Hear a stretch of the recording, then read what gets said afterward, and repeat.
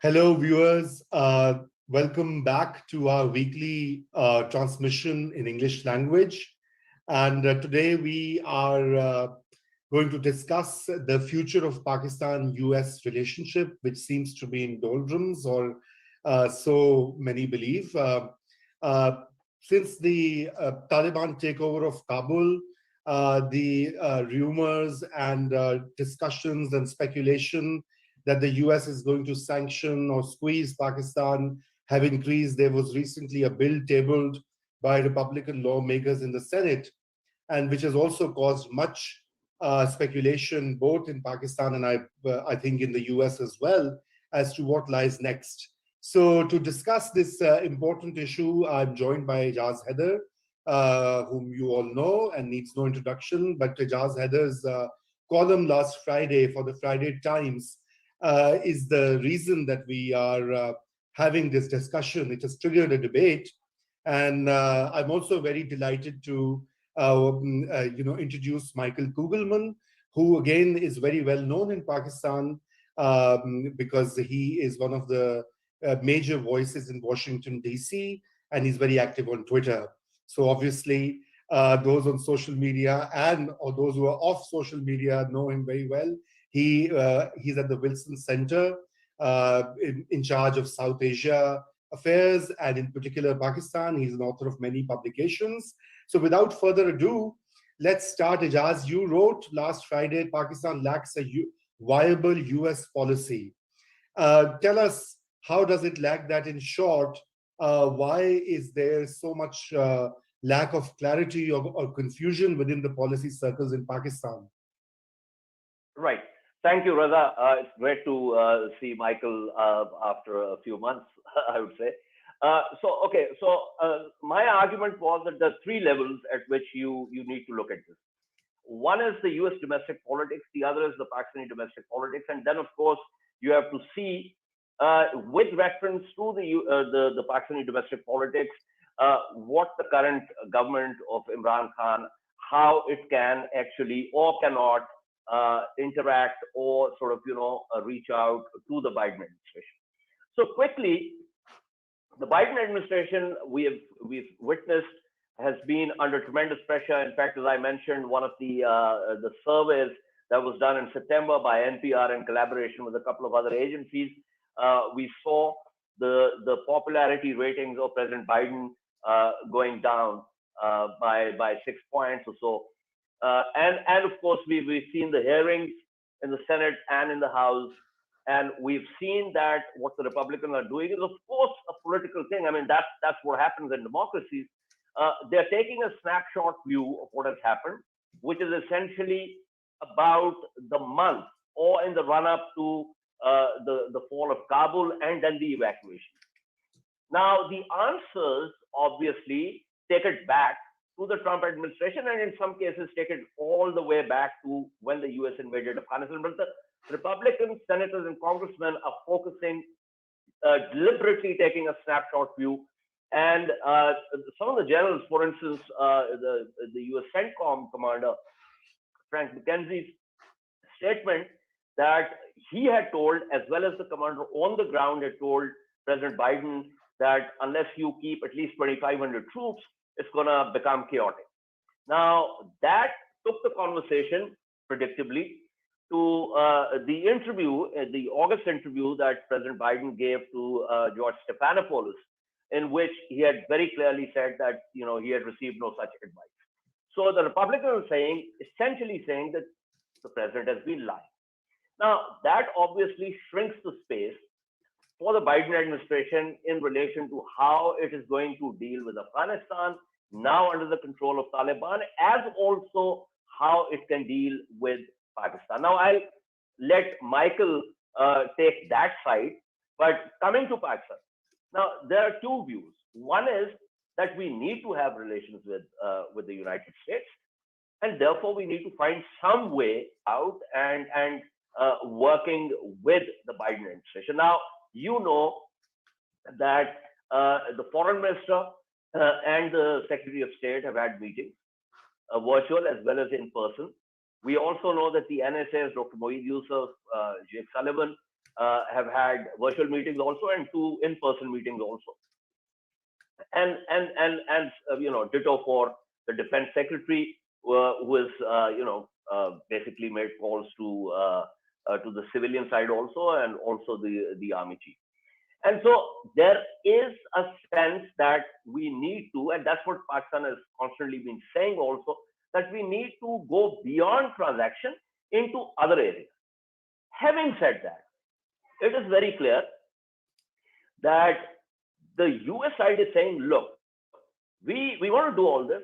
However, our litmus test at the moment is, what is it that you can deliver on Afghanistan?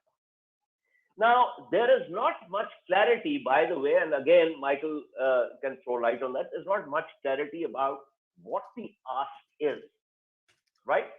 But the primary thing is, how can you get Taliban to do X, Y, Z? Okay, this seems to be the. Now, as we know, there's an upcoming visit of Deputy Secretary of State Wendy Sherman. She'll be in the region, and she'll be coming from India to Pakistan on the 7th and 8th October. So she's going to talk about this. I was talking to some official sources earlier in the day today, and they are of the view that she'll primarily voice the same thing about the importance of sort of engagement with Pakistan, because a lot in Afghanistan is still evolving. So one doesn't know, and the US, and when I say the US, I'm talking to the Biden administration, would not want to completely get to a point where Pakistan will say, okay, since there's nothing for us in this, so there's not much that we can do for you. Thirdly, because of this idea of whether you want to have those relations with the US, and the other camp saying, well, if they don't want to have those relations, then you let the chips fall where they might. That's not the dominant camp, but it's there. I also mentioned, and I think it bears repeating, that we cannot have some of the federal ministers act as loose cannons. For instance, the Indian Foreign Secretary came and talked to the media about a closed-door meeting between Vice President Kamala Harris and the Indian Prime Minister, and he said that Vice President Harris had said something about quote-unquote terrorist groups operating in and from Pakistan. And one of the federal ministers, Dr. Mazari, just took to Twitter and used kind of abusive language without really trying to figure out whether Vice President Harris had actually said that. Now, that's something which obviously is not helpful. And I think we need to have some kind of discipline on our side in terms of, engaging with US officials. And finally, very quickly, which I find really amazing, and I would want Micheal to actually throw some light on this. Those of us who have had the opportunity of working in and knowing how things work inside the Beltway, the Senate bill, and then the follow-up, the House bill, it is incredible that Pakistan did not pick up a spoor of these bills before they were tabled, and you know how it works. 22 senators, and if you do the back of the envelope arithmetic of the chief of staff of each one of them and at least 2 staffers, you're talking about more than 100 people. And we also know that these drafts are, so think tankers, relevant think tankers are consulted about these drafts. And so it's a process which takes about 2 to 3 weeks. Now, in all this, if the embassy could not pick up, the scent of something like this is coming, then we've got a major problem. And I'm not saying that we could have stopped it. All I'm saying is that it seems to me that we have, at this point in time, for whatever reason, such little connection with reference to people on the Hill, people within think tanks, and generally speaking, that we got to know about these bills after they were tabled. So that also, in a way, in a symbolic kind of way, gives us some measure of where things stand.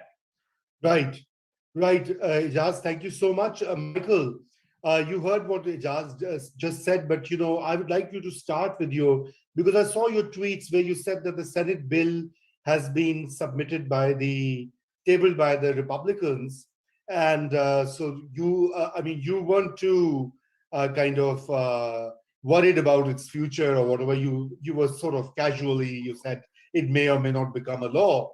So explain that a bit, and then also respond to what Ejaz just said. Sure. Well, thanks for having me, Raza. And Ejaz put some really interesting points on the table. I'll try to respond to as many as I can briefly. But in terms of the Senate bill, yes, I really think that we're giving too much attention to it, at least at this point. As you know, the way things work here, if you have a bill that's sponsored entirely by the opposition party, it's not going to go anywhere. So unless you get some Democrats to sign on to this legislation, it's not going to go anywhere. It's going to be dead in the water. And you have so many bills that come out there and are introduced every day on Capitol Hill, and most of them go nowhere. Another issue is just to provide a bit more broader context about the domestic political state of play here in DC right now. The Biden administration is very focused on other things legislatively. The big focus right now is an infrastructure bill, which had been widely viewed as the only major piece of legislation that the Biden administration would be likely to ram through, just because of how much partisanship there is on Capitol Hill. The departure of Donald Trump from the scene did not remove the toxic, poisonous atmosphere in Washington. And so the Biden administration had thought that if it had one chance to get a bill through that would get bipartisan support, it would be this infrastructure bill. And yet even that has caused problems. President Biden actually had to make a rare visit. It's relatively rare for a US president to actually go over to Capitol Hill to caucus with their party to try to work things out. There had been opposition within the Democratic Party to the infrastructure bill. So my point here is that there's so much focus legislatively on other things, such as this infrastructure bill. The last thing on the minds of most of the members of Congress is this bill that was introduced by 22 Republican senators. So that's the first point. I think that we really shouldn't place too much stock in this legislation that likely won't go anywhere. If there's one thing that it reflects, this bill, it's the fact that you do have some very significant anti-Pakistan sentiment on Capitol Hill. That's not new, though. It's been like this for quite some time. It's typically been an area of Washington where you see a lot of concern about Pakistan and a desire for the US government to take a harder line on it. And this really picked up in particular such sentiment after the whole bin Laden raid thing. So this is nothing new. But it is the timing is notable in that the Biden administration is undertaking a review of the future of the U.S.-Pakistan relationship, a review of U.S. policy toward Pakistan. And some of the elements in this Senate bill will be addressed by the administration, not because they're in the bill, but just because they're important issues. The issue of Pakistan's relationship with the Taliban and its support for the Taliban, that will be a big focus of the discussions within the Biden administration. And I don't have a sense yet of the time frame, but at some point, the Biden administration will announce a new Pakistan policy. And I think that there probably wouldn't be any surprises with it. My sense is that you are not going to have the administration announce a harder line on Pakistan in line with what the Senate bill suggests. This notion of sanctioning Pakistan, that type of thing. I think that's unlikely, and I say that for several reasons. And this, I'm not sure if this would sound like a good thing or a bad thing in Pakistan, but even though the U.S. has left Afghanistan for the most part, it's still going to be looking to cooperate with Pakistan on several levels. It's still not going to want to antagonize Pakistan in a way that it could jeopardize its relationship with Pakistan. And I think the main reason is this much ballyhooed over-the-horizon counterterrorism capacity. Surveil and potentially target terrorists in Afghanistan without boots on the ground, And the default policy for now is to use existing U.S. military bases in the Middle East. It's not ideal for the U.S. It wanted to get basing arrangements with countries closer to Afghanistan and hasn't worked out that way. But bottom line is that so long as the U.S. wants to do that, it will need to fly over Pakistan to get into Afghanistan for these counterterrorism activities, and that would require overflight rights, at the least, from Pakistan. So certainly the U.S. military will not be dependent on the ground supply routes as it had been for many years, but there still will be, the administration will conclude that it's in a much better place if it has a workable relationship with Pakistan to ensure at the least some degree of cooperation over overflight rights and perhaps over intelligence sharing as well. And naturally, if the U.S. decides to sanction ISI leaders and military leaders and other things, that's not going to happen. I do think, and then I'll stop here, one key determinant of what the U.S.-Pakistan relationship will look like is what type of relationship the U.S. chooses to have with the Taliban, right?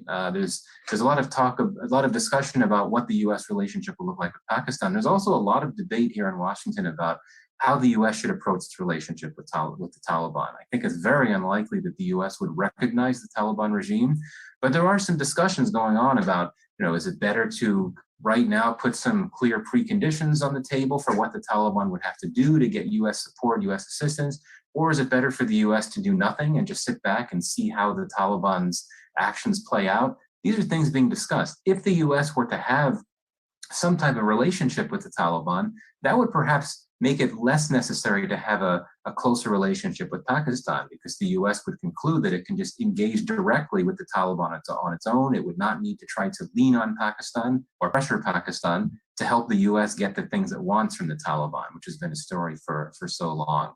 So yeah, so bottom line is indeed, as I agree with Ejaz that in Pakistan, there's a lack of clarity about the relationship toward the U.S. And indeed, it's the same way in the U.S. in terms of the relationship toward Pakistan. We're not going to have a better sense until the administration here concludes its review of the way forward for the relationship. Sorry, I was muted. Yeah, thanks, Michael. That was a good summary of where things stand.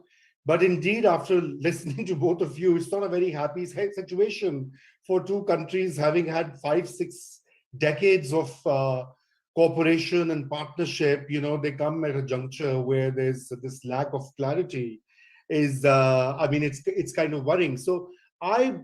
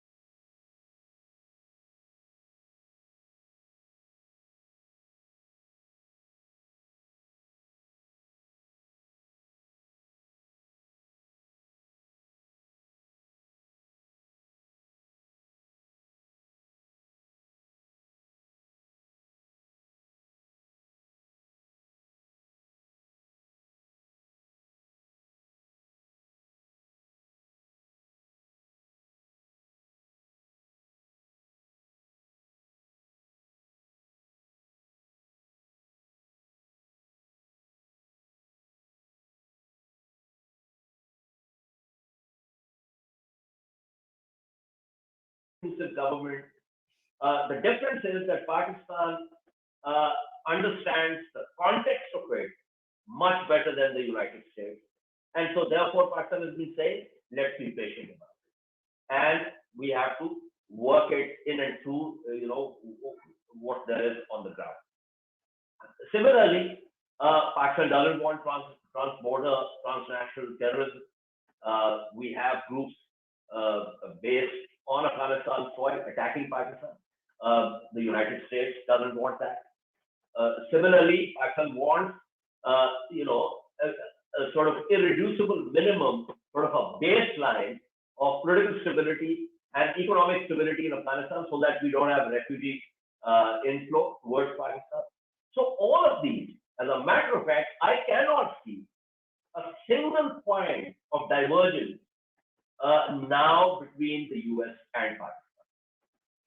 And so the frustration is that the people on the US side that seem to want to put the entire blame on Pakistan for what happened, in the run-up to the fall of Kabul, rather sort of, humiliating visuals of, and these are, and I'm not saying this is a fact. I mean, go ahead and look at the headlines of AP and other media outlets about how the US troops left Bagram, what happened during the evacuation, those visuals of and the helicopter, and so on and so forth. So there's this whole thing about Saigon and Kabul and the rest.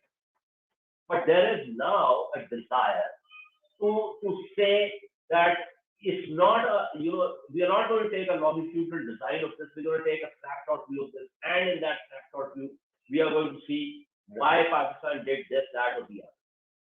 So I think there's a reaction in Pakistan to that kind of rhetoric, and therefore, you find people taking to Twitter and social media and actually writing things that I personally find irresponsible. Now, it's one thing for private citizens to do it, it's quite another for federal ministers to do something like that. And I think that is where, as I said earlier, you need to have some kind of discipline. Now, having said this, and let me find this, I mean, there was this article in National Interest by Cheryl Bernard, which I think is very important because the points that she's raising are very, very important. And I just want to refer to a couple of things. And so she starts by saying, I predict that 5 or 10 years from now, studies will be conducted and books written about the great American Afghanistan history of 2021.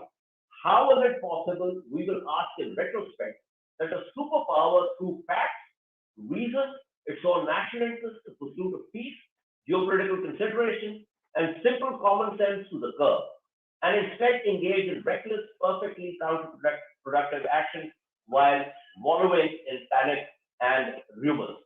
So, and then she goes on to talk about, what the Taliban said, what they're doing on the ground, and so on and so forth. So I think there is space, in fact, for Pakistanis to talk about what the facts on the ground are.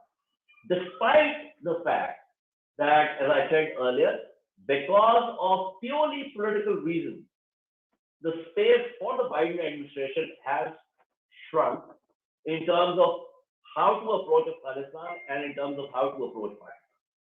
Finally, there is also a sense in Pakistan, increasing sense, that perhaps the US wants the Taliban to fail. This, in fact, also links up with the strategic thought and analyses coming out of China and the Russian Federation, where they say, well, in fact, they go on to talk about the fact that ISK, and there are also elements in Afghanistan to talk about the fact that the ISK was actually held by the US military. I mean, we can call it conspiracy theory, but it's out there. I heard it from Hamid Karzai in November 2017 when I was in Kabul. So the point is that the United States also, through its statements and actions, needs to make it very clear what it wants, given what's on the ground. Because if you want the Taliban to act like the Nordic parliaments, then obviously that's not going to happen. But if you are going to contextualize and say that there has to be, for instance, as I wrote in a previous article, what do you want? You want the Taliban to focus on female education and work? Or are you going to press the point about how women should have the liberty to dress whichever way they want in a country, right? For me, it's the former rather than the latter. So it depends on where you stand and what kind of context you're using in terms of what it is that you want to get out of that. And finally, frankly, at a very realist level, is this what the United States want? Frankly, no. What the United States wants is to ensure that the Taliban do not allow transnational terrorist groups to use Afghanistan soil in order for those actors to attack US interests or the interests of US allies. So I think once the dust settles down, the real concerns will be the ones that people will focus on. And as far as Pakistan's health is concerned, as Frank McKenzie and also Defense Secretary Lloyd Austin said, the US is already talking to Pakistan about an air corridor. So so that's on the table, and talks are going on with reference to that. Right. Well, thanks, Ejaz. Micheal, you just heard Ejaz's argument, and I would like you to specify, well, I mean, you can respond to him as well if you so wish, but I think what are the clear cuts? So you mentioned that the US, I mean, in your earlier comment, that the US would not want to lose Pakistan support or antagonize Pakistan to that extent, because there are areas of common cooperation in the future. But if you could list 2 or 3 key things at this juncture that the US expects from Pakistan for a viable and less dysfunctional relationship, what would be those areas? Well, I mean, since the US is still carrying out this policy review, it probably wouldn't be able to identify what these areas are that it's expecting Pakistan to do things on. But certainly, I think, in the interim, the extent to which Pakistan can press the Taliban to restrain its worst excesses, which is not something I think that Pakistan or anyone would be able to succeed at with the Taliban, and also to try to, I think the US would want Pakistan to try to press the Taliban to ensure safe delivery of humanitarian supplies and so on. That's really nothing that Pakistan wouldn't want to be asking of the Taliban either, right? Because I think that if you look at, just to step back here for a minute, I completely agree with Ejaz when he was laying out what US expectations for Afghanistan on the whole. It's important to keep in mind that the US has left Afghanistan and it doesn't want to go back. So its expectations and its interests in Afghanistan are then going to be limited, quite frankly. And so at this point, in the immediate term, what the US wants, what it expects out of the Taliban government is that it not get in the way of efforts by the US to evacuate any remaining Americans in Afghanistan that want to get out. And also the US will expect the Taliban will not cause problems with humanitarian deliveries, humanitarian supplies. I do think that those are issues that the US can engage with the Taliban on directly itself. Even if there's no recognition of the regime, you could still have those discussions. And that doesn't necessarily require Pakistan to be involved, even though Pakistan, I think, would certainly be in a position to want to convey the need for the Taliban not to get in the way of humanitarian supplies. The big issue beyond that, though, as Ejaz said, is the counterterrorism concern. And there's a very important point to be made here, that we talk so much about terrorism risks emanating from Afghanistan and how the Taliban takeover has galvanized militants in the region that's going to increase terrorism threats. That may be true, but it's important to note that for the US, the notion of a terrorism threat is different than it would be for Pakistan and some of the other regional players. Indeed, what the US is concerned about or what the US does not want to happen is for there to be a situation in Afghanistan where a group with the capacity to strike the US homeland or US interests, wherever they may be, including far beyond Afghanistan, that's not a threat. The US does not want there to be another 9/11 attack or something like it. Whereas certainly for Pakistan and for other countries, I think that some of the most immediate and serious concerns relate to the Pakistani Taliban. And I really don't think that's a major concern for the US, just because the TTP is not perceived as threatening the US homeland. And we know what's happened in the past with the attempt to blow up Times Square with that guy who had been trained by the TTP. But the US is looking at other terror threats. And indeed, the US and Pakistan do share an interest in dealing with terrorism threats in Afghanistan. But the only area I think where there is clear convergence is on ISIS Khorasan. Even Al-Qaeda is tricky. Certainly both the US and Pakistan would much prefer that Al-Qaeda be curbed, but that's tricky because Al-Qaeda continues to have a relationship with the Taliban, despite what the Taliban may say. And that then becomes a very delicate, tricky issue, given Pakistan's own relationship with the Taliban and so on and so forth. So I think it's important to draw that distinction. And so I think that when Wendy Sherman goes to Pakistan in the coming days, there will be discussions on terrorism threats for sure. But I imagine that she would certainly be receptive to hear out the Pakistani side about their concerns about the TTP. But she's going to want to talk about ISIS Khorasan. She's going to want to talk about Al-Qaeda. And so it's not like there's a clear-cut convergence across the board for sure. But in terms of getting back to your original question, Raza, about what the U.S. is expecting from Pakistan, I think that it really comes down to this idea of Pakistan being in a position to help the U.S.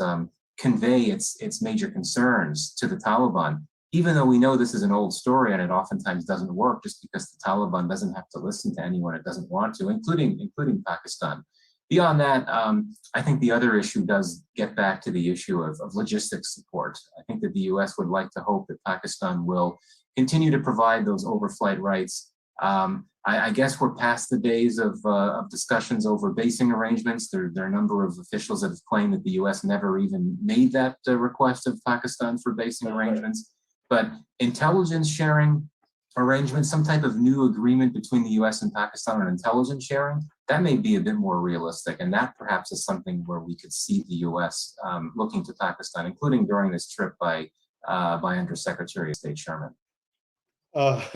Micheal, this reminds me about the air corridor, and it's my favorite phrase these days, absolutely not. So you may have seen all the memes. So, oh, yes. But anyway, Ejaz, before you... Very quickly. So when I said convergence in terms of counterterrorism, I completely agree with Micheal that the US concern is with reference to attacks on homeland, also US interests outside of homeland, and also US allies.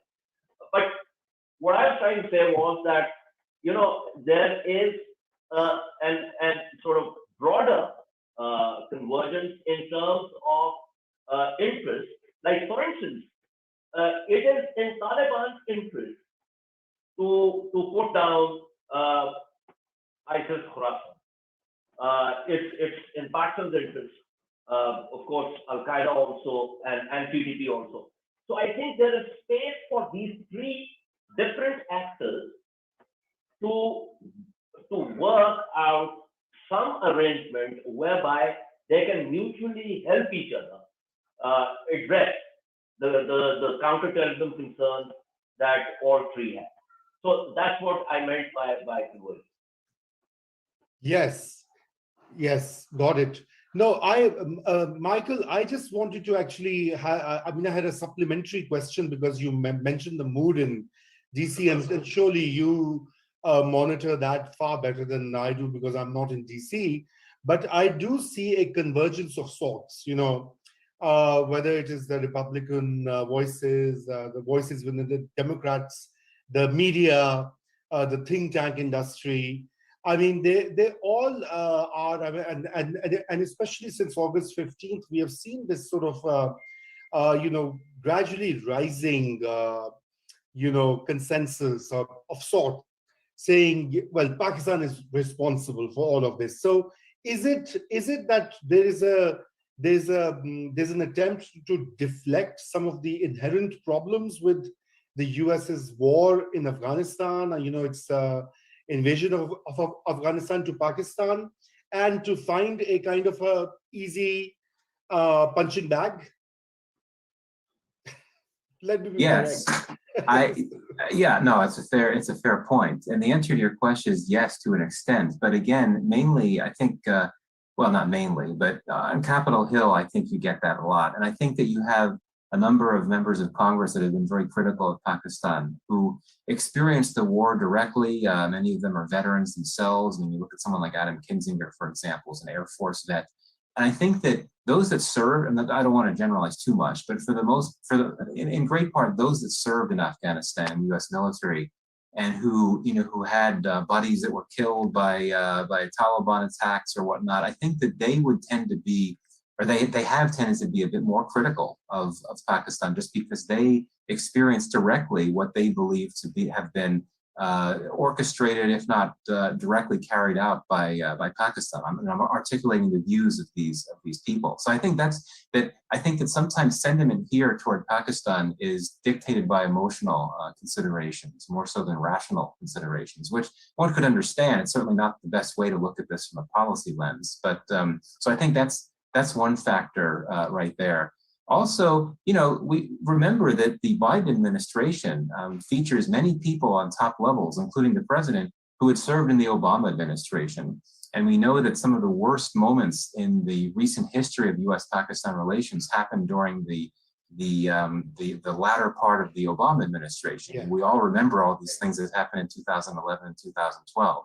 So I think that you've got a lot of folks in the administration, including Biden, that remember how bad things were and were very unhappy with Pakistan, given all of the things that happened. But there's no, I think it's one of the myths about Washington from afar, that there's a monolithic view about things, including Pakistan.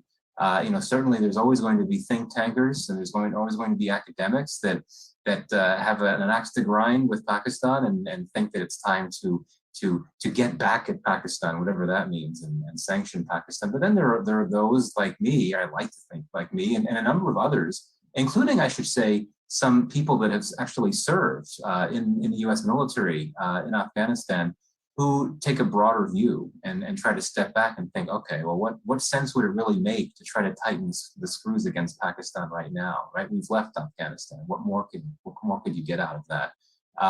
You look at the views of someone like Chris Kalenda, for example. I'm sure both of you know, who had served as high up in the military. He became involved in negotiations with the Taliban on the outside as well. So, I think that there's a very broad array of views for sure. But obviously what matters the most is what the administration does, because the administration sets the policy on Pakistan. And even though you have people in that administration that had experienced the really bad times of the relationship in the Obama years, I go back to what I said before. I really don't think we're going to see a policy coming out that's going to be significantly more hardline than the previous one. But I do think this is an administration that is not going to feel any need to try to go out of its way to reinvent the relationship and broaden it in ways that many in Pakistan would like to see, with a broader focus on trade and so on. I really don't think the administration is interested in that, not because it doesn't like Pakistan or it hates it or wants to be done with it, but just because it's focused on other issues like the Indo-Pacific policy, like climate change, like the rivalry with China. And let's be very clear, I think there's an inherent problem when you want to think about broadening the relationship with Pakistan, when you have the reality of the US-China competition, which is more intense and rigorous now than it has been in quite some time. And I think it's only going to get worse, quite frankly, particularly with the emergence of AUKUS and the Quad moving along and so on and so forth. And Pakistan is clearly, in my view, the odd country out in that regard. I mean, the US is not interested in trying to sort of work around that problem, square that circle. It wants to work with partners like India and those that it thinks would be in a better position to help it balance or counter China's power. I think that's very clear.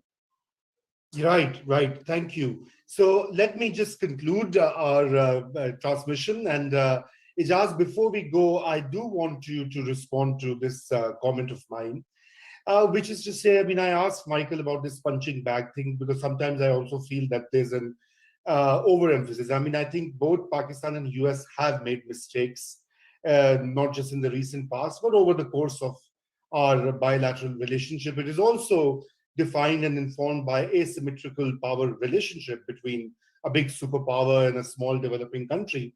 But Ijaz, I mean, do you foresee that would Pakistan's going forward, is there any discussion or is there any attempt to reset or redefine our policy with the US as well to take it out from the security domain into, let's say, trade, into technology and climate change cooperation, as Micheal mentioned, and he keeps on, pushing that theme.